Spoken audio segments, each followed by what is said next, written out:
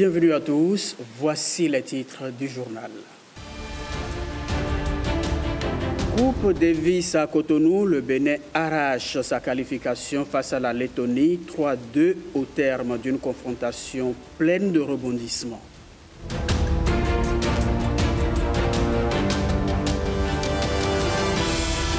Cantine scolaire pour tous en 2025, l'Agence nationale de l'alimentation et de la nutrition en passe de concrétiser ce rêve.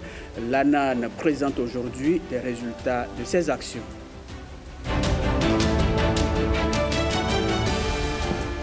Comment repousser les limites des énergies renouvelables au Bénin? Deux experts nationaux se serrent les coudes pour y arriver.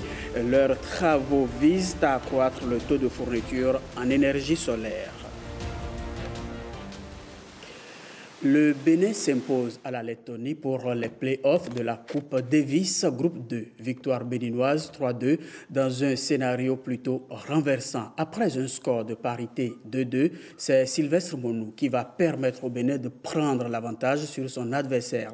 Voici le film d'une confrontation à rebondissement avec Blaise Adampo.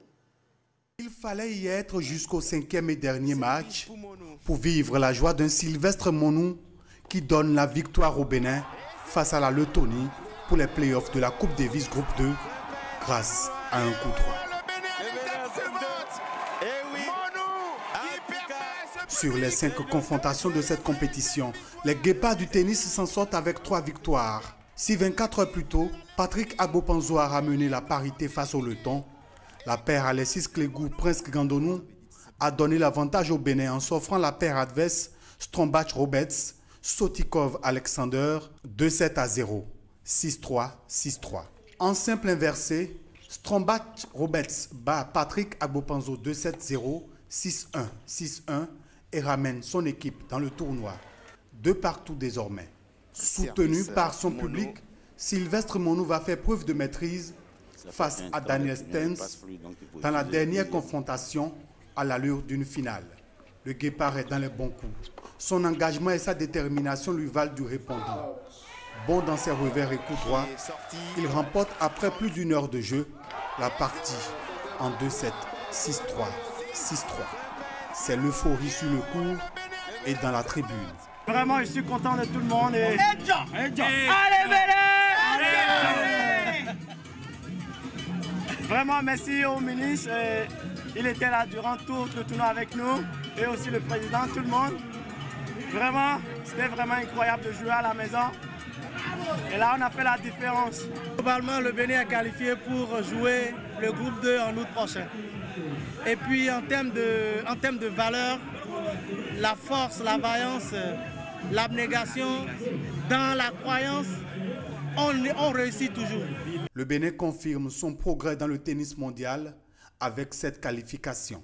Vraiment, c'est super. C'est-à-dire qu'on a vraiment en équipe, on a été tous très très forts et on y a cru plus qu'eux. On a cru plus en nous et c'est pour ça qu'on a gagné ça. Après l'étape des playoffs, il faut se remettre au travail très vite pour les prochains défis. Nous, on en a conscience. Dès maintenant, nous allons mettre les petits plats dans les grands pour faire une bonne prestation en août prochain. En attendant, la qualification se fait entre les joueurs et le public. Ils ont été les athlètes les plus performants de la saison. Ils ont porté haut l'étendard du Bénin dans les compétitions internationales. À juste titre, le ministre de tutelle reconnaît leur mérite. À travers ce gala des champions à la soirée, les compétiteurs ont reçu des distinctions. Igor Ayosso et Herman Rodrigue Amega. Des pelouses à la scène, la mutation s'est vite opérée pour Michael Poté, ancien attaquant des Guépards, co-présentateur du Gala des Champions.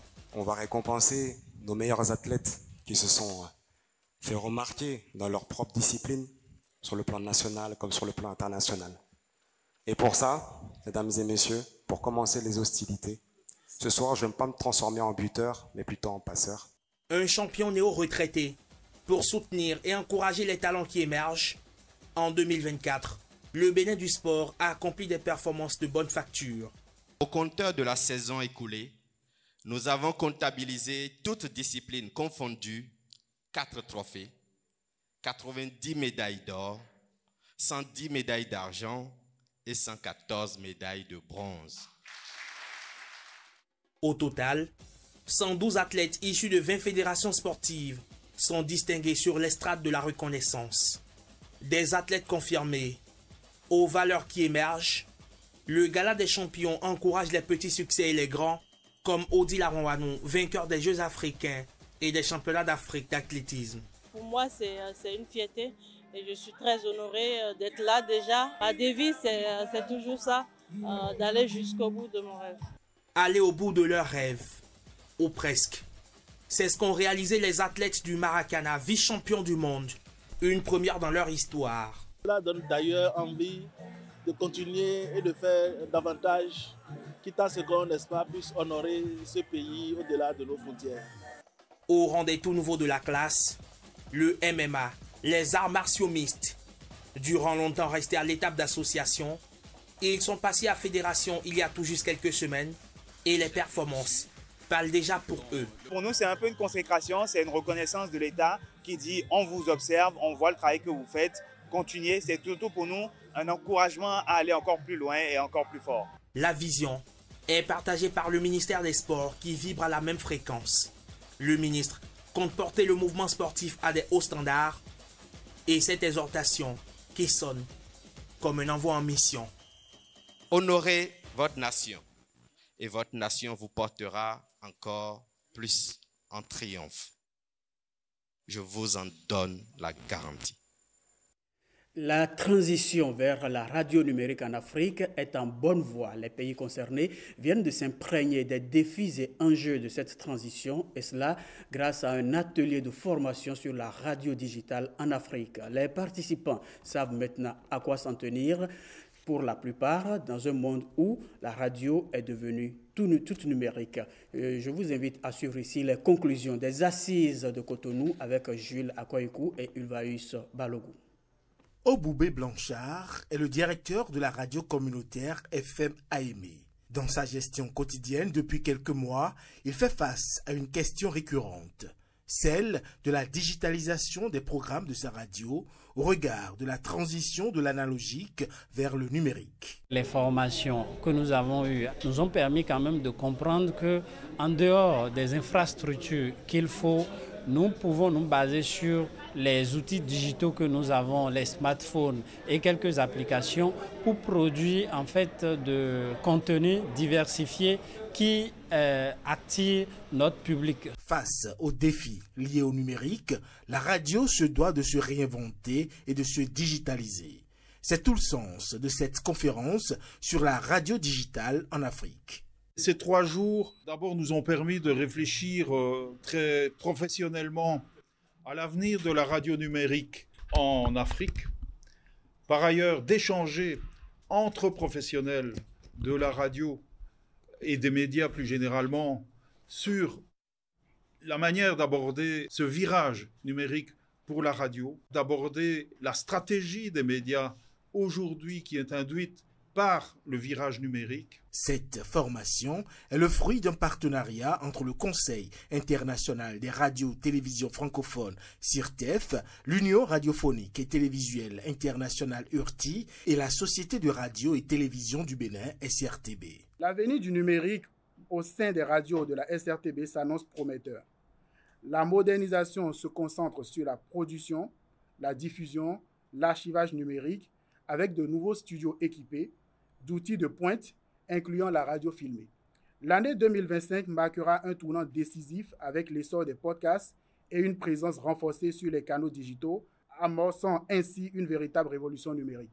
La transition numérique représente un levier essentiel à la productivité et à la rentabilité. La rencontre de Cotonou a été sanctionnée par une déclaration, gage de la volonté d'asseoir les bases de la transition numérique et de la radio en Afrique. Un mot sur les énergies renouvelables au Bénin. Le solaire contribue à plus de 20% à la fourniture de l'énergie électrique. Des actions sont en cours pour accroître ce pourcentage. Faustin Dahito et Léonide Saint-Saint sont 2 piliers de ces actions. Rodrigue Olababagbeto et Benjamin Denayo sont allés à leur rencontre. nous avons fait par exemple avec... Seul un sujet ne fait pas tarir d'inspiration Faustin Daito, même à la tombée de la nuit. C'est celui des énergies renouvelables. Cet énergéticien est l'introducteur, le pionnier des énergies renouvelables au Bénin. Le soleil fait beaucoup de choses déjà dans notre pays. Dans nos communes, nous sommes en train de déployer de grands projets à l'échelle des communes pour les aider à avoir la sécurité énergétique dans les administrations centrales, dans les arrondissements, dans les ménages ruraux. Au démarrage, il n'y avait pas un cadre institutionnel établi par l'État. Donc c'est progressivement que l'État a compris que ce truc, il faut en faire une politique nationale. Donc moi, je suis très satisfait. Sa satisfaction, il l'acquiert après de nombreuses années de lutte, mais continue toujours son bonhomme de chemin.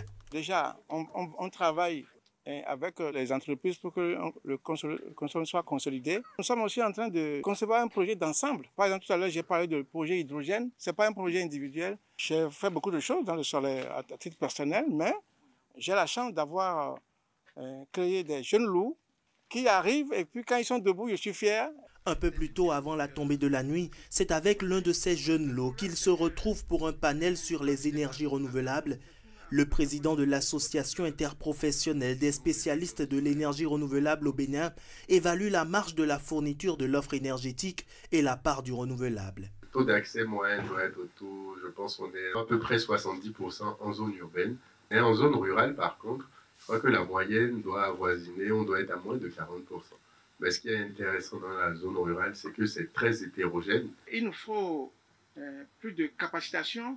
Et aussi, il faut il faut assouplir au niveau de la loi, peut-être des marchés publics. Nous sommes, quoi qu'on dise, un levier de la croissance. Et ce qui est intéressant dans le défi climatique aujourd'hui, c'est que les ressources, une fois qu'on a la capacité de montrer qu'on peut les absorber, qu'on peut bien les gérer, existent. Le plus important, c'est quelle est notre propre volonté nationale, patriotique et souveraine aussi, à se dire que nous avons répondu aux besoins de notre continent. Le soleil qui brille n'est pas encore africain, mais tant qu'à faire, Faustin Daito et Léonide Saint-Saint veulent exploiter au maximum ces rayons abondants au Bénin pour un meilleur accès des foyers à l'énergie électrique.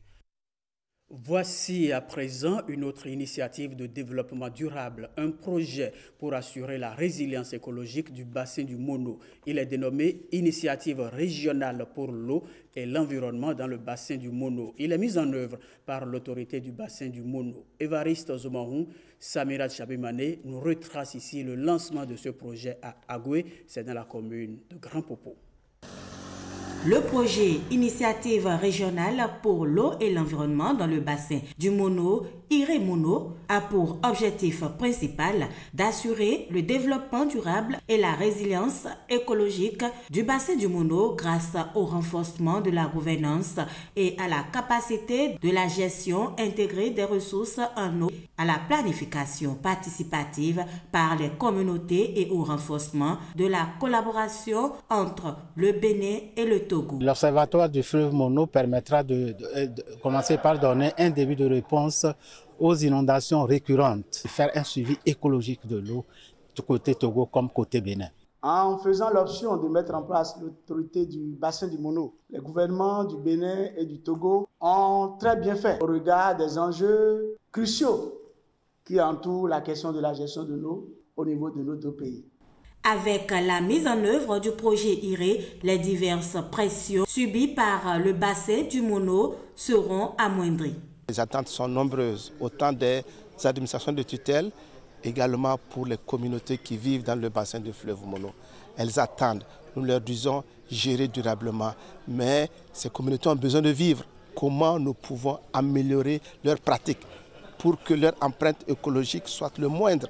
Les objectifs de ce projet cadrent parfaitement avec l'objectif 3 du domaine d'intervention du Fonds pour l'environnement mondial. Il répond parfaitement aux ambitions de nos gouvernements de faire du bassin du Mono et à travers son autorité un creuset des initiatives inclusives et participatives du développement et de la gestion intégrée des ressources en eau et des écosystèmes. D'un montant de 5 millions de dollars, soit près de 3 milliards de francs CFA pour une durée d'exécution de 4 ans, le projet Initiative régionale pour l'eau et l'environnement dans le bassin frontalier du fleuve Mono, IRE Mono, que pilote l'autorité du bassin du Mono, est approuvé par le Fonds pour l'environnement mondial.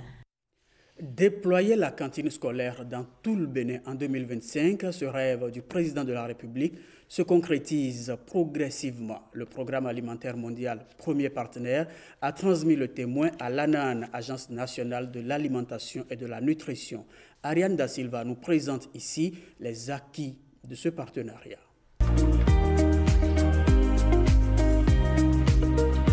Le succès de ce programme est surtout dû à la solidité des partenariats stratégiques noués. En effet, au lancement du programme, l'exécutif a sollicité le PAM, Programme alimentaire mondial, pour sa gestion avant le transfert définitif des compétences à l'ANAN. De 2017, les chiffres ont évolué et en 2023, nous étions à plus d'1,3 million élèves bénéficiaires pour 5 709 écoles avec un taux de couverture de 75%.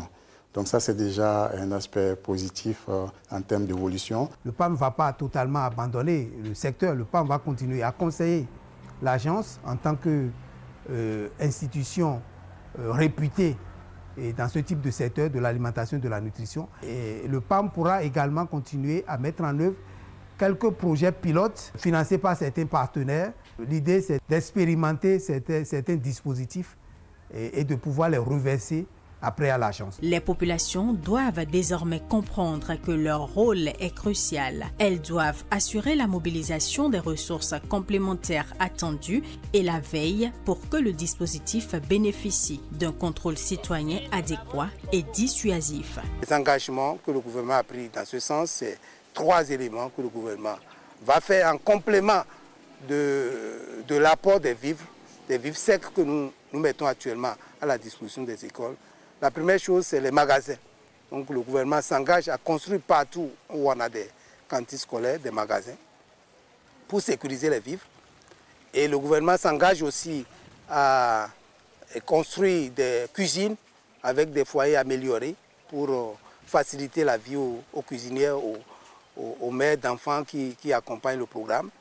Et la troisième chose, c'est l'eau potable qu'on doit pouvoir apporter au niveau de toutes les écoles. Le programme des cantines scolaires a transformé des vies. Pour les écoliers et leurs parents, c'est une véritable bouée de sauvetage.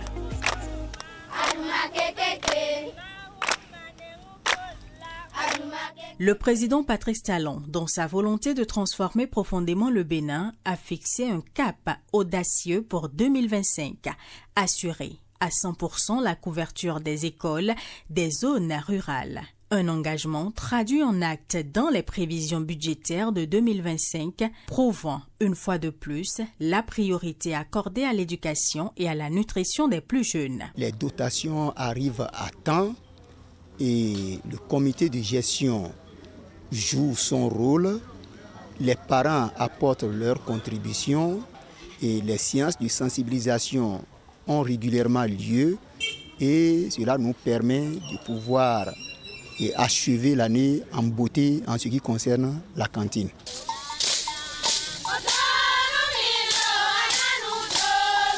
On prépare bien pour les enfants mangent avant de rentrer à la maison. Donc nous sommes contents. Les mamans, les papas, on est tous contents de la cantine.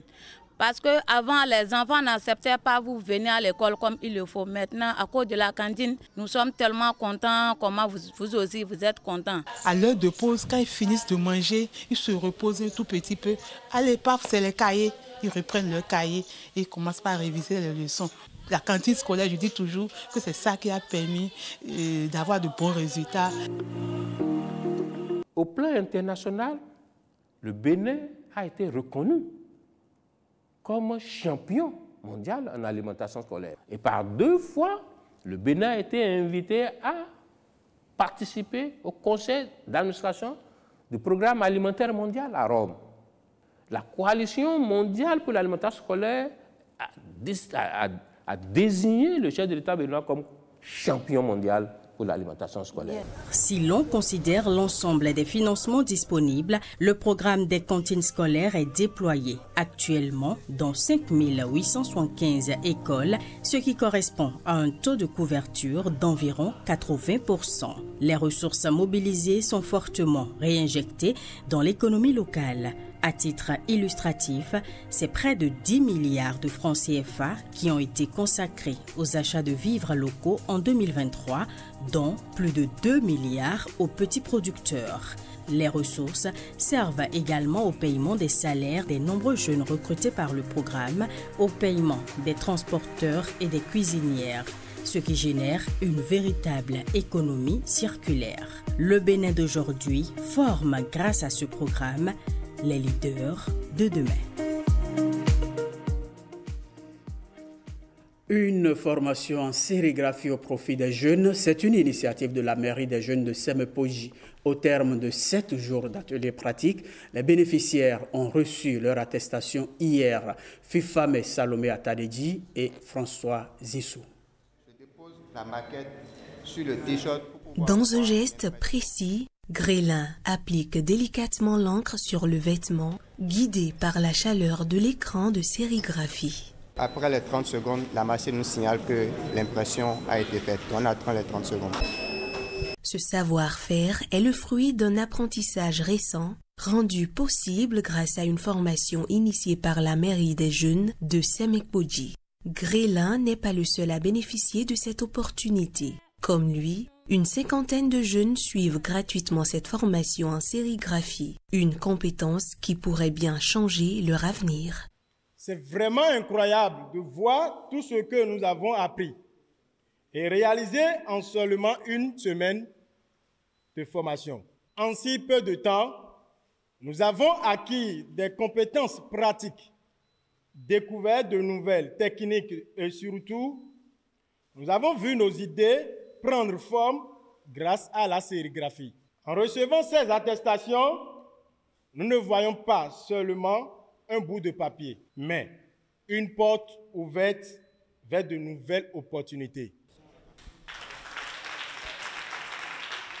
Vous avez expérimenté, vous avez créé et aujourd'hui, vous repartez avec des connaissances précieuses qui, nous l'espérons, vous ouvriront de nouvelles opportunités. Cette semaine a été riche en enseignements et en partage. Vous avez su faire preuve de détermination, d'engagement et de curiosité. Je viens beaucoup plus ici au nom du maire Bernard Menton, au nom du secrétaire exécutif et au nom de ma direction pour demander à l'association de la mairie des jeunes de poursuivre encore dans ce bon sens. Le soutien de l'administration communale est garanti. Pour aller plus loin, un bon de formation est remis aux plus motivés, leur permettant de perfectionner leur savoir-faire et de transformer cette passion en véritable source de revenus. Regard sur ce phénomène de société à présent, on l'ignore souvent, mais c'est un générateur de malheur et de souffrance pour la société. La solitude, oui, elle peut engendrer une mort sociale quand elle devient durable et qu'elle n'est pas vite traitée. Pour une société bien épanouie et des personnes moins solitaires, quelle attitude adopter? Rodrigo Lababagbeto et Jules Akoikou dans le dossier du jour.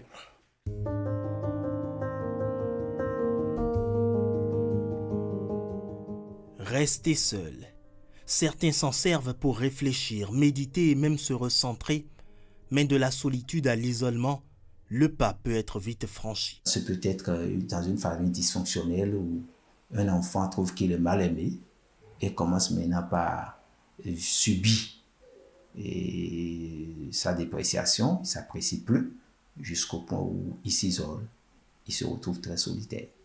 Et il y a également eu un autre paramètre que beaucoup délaissent, et c'est le cas de la pauvreté. La monoparentalité aussi entraîne la solitude.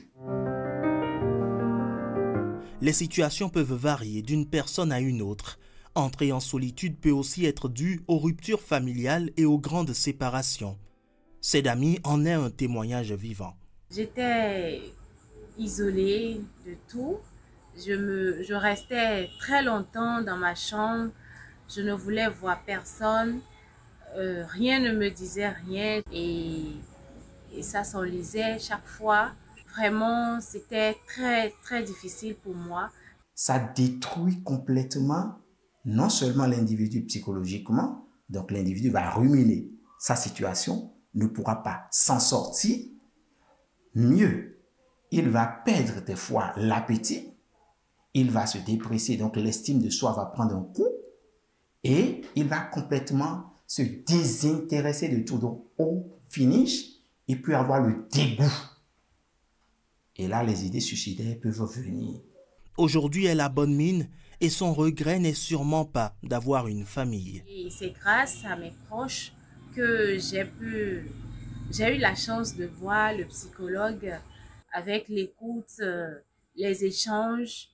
Je m'en suis sortie. Lorsque vous constatez une personne qui est triste, qui commence par s'éloigner des gens, faites l'effort de vous approcher de cette personne, vous qui êtes ses parents, et d'en savoir les causes. La voie de la communication est la meilleure chose à adopter en cette étape. Concentrez-vous sur la famille. C'est la plus grosse des institutions. Si elle n'existe pas, la communauté n'existera pas. De précieux conseils qu'il faut prendre en compte afin de favoriser une société où chacun se sent connecté, soutenu et émotionnellement épanoui. Pourra-t-on cependant y arriver? La société moderne reste caractérisée par une connectivité sans précédent du fait de la technologie et concentre tout le monde sur son appareil.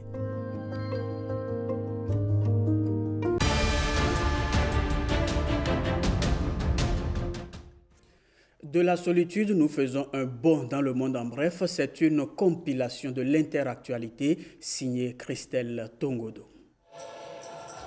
À Goma, les premiers offices religieux ont repris après la capture de la ville par le M23. Les fidèles se réunissent dans les paroisses pour prier et retrouver un semblant de paix.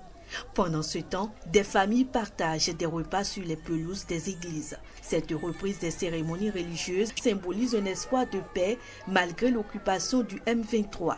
Toutefois, la population reste inquiète face à l'avenir et aux tensions persistantes dans cette région du pays.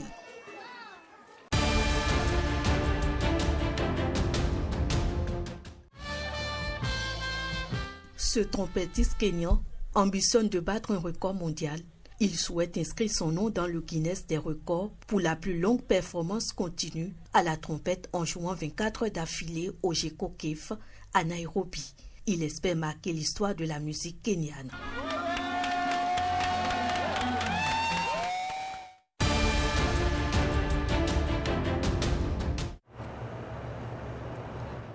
Suite au revers judiciaire infligé au projet de la première ministre italienne d'externaliser le traitement de l'immigration dans un pays tierce, une quarantaine de migrants a débarqué dans le port de Bari, en Italie, depuis l'Albanie. Les migrants faisaient partie d'un groupe de 49 personnes interceptées par les autorités italiennes alors qu'elles tentaient de traverser la Méditerranée avant d'être conduites en Albanie. Plusieurs d'entre eux ont été renvoyés, tandis que des dizaines sont restés sur place.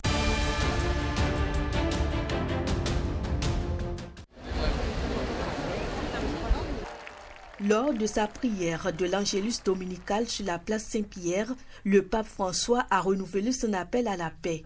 Il a fermement réitéré son rejet de la guerre, insistant sur la nécessité d'actions concrètes. En cette année jubilaire, il exhorte particulièrement les dirigeants chrétiens à redoubler d'efforts pour la réconciliation. Selon lui, la paix doit être une priorité absolue pour bâtir un monde plus fraternel.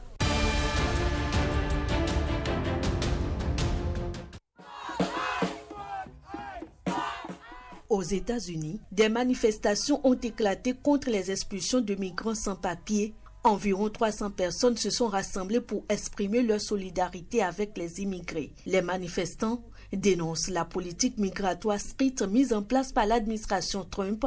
Ils réclament une régularisation des sans-papiers et un traitement plus humain des migrants.